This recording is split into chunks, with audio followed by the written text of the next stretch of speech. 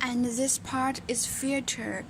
Its function is to protect the machine if your electricity is not stable, and here will stop the machine working.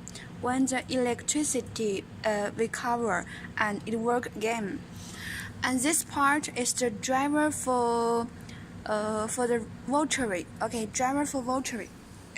This part, and also if the electricity is not normal and the light here, it will blink blink blink, and if it's normal here, when it works it will show green light, and if it is not normal, and it will also protect the machine, and the rotary will lock and not working.